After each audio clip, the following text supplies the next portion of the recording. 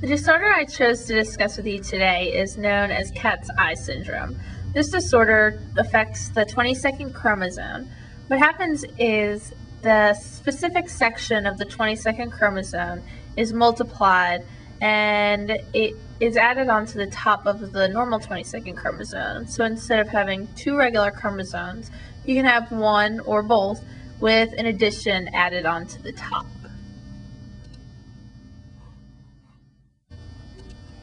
The name cat's eye is derived from a specific abnormality in the eye in these patients that makes their eyes actually look like they have cat's eyes. The abnormality is in the tissue. It's an absence of specific tissues, and it can affect like the iris or the retina or like any part of the eye. You can see a specific example here.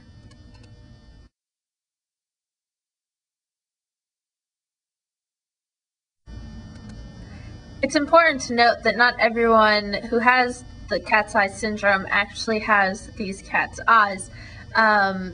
It only actually affects half of the patients noted. This absence of eye tissue in cat's eye syndrome mimics other characteristics of the disorder in the way that different people will have different abnormalities that also have different ranges and different severities.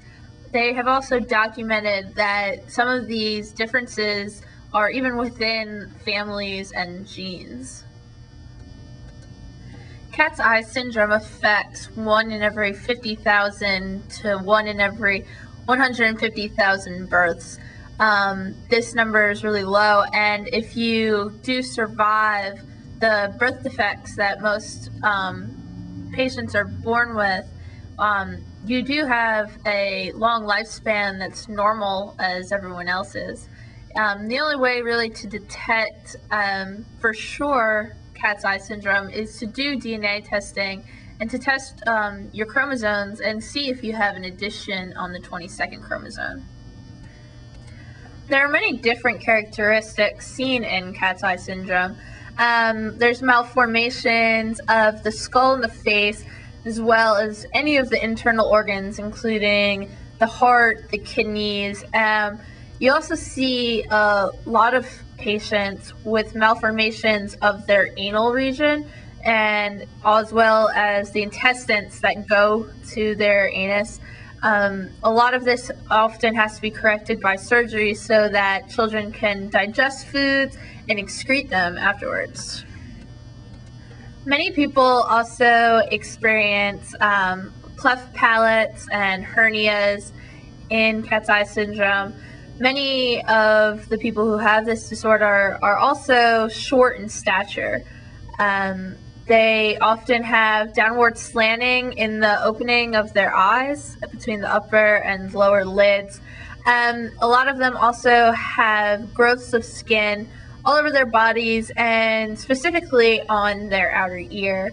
A lot of patients also have to deal with skeletal issues, specifically scoliosis. Many people with cat's eye syndrome have cognitive disabilities, and like most of the population, a majority of them have mild to normal brain functioning. A few have moderate disabilities, and even fewer than that have severe, profound disabilities.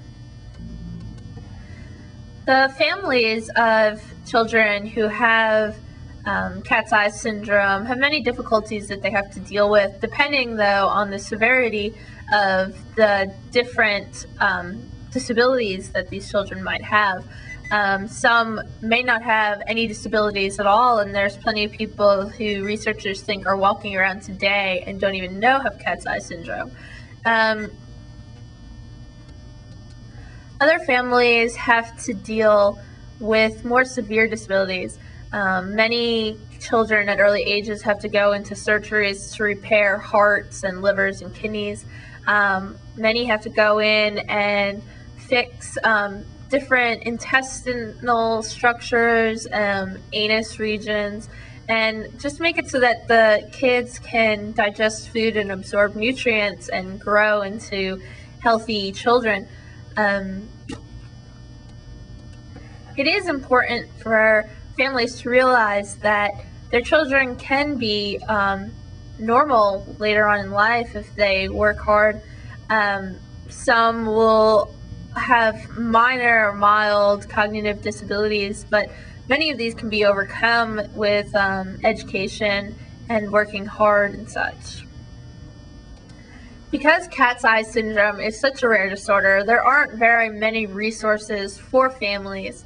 There is one good website known as Chromosome 22 Central, and this website is set up to be a support system for families who are affected by any disorder that affects the 22nd chromosome. There's discussion boards and ways to contact other families. On these boards, you'll see a lot of discussion of doctors that people recommend, or different geneticists, since this is a chromosome disorder, to go in and check the parents' DNA tests and see future possibilities of having other kids with cat's eye syndrome.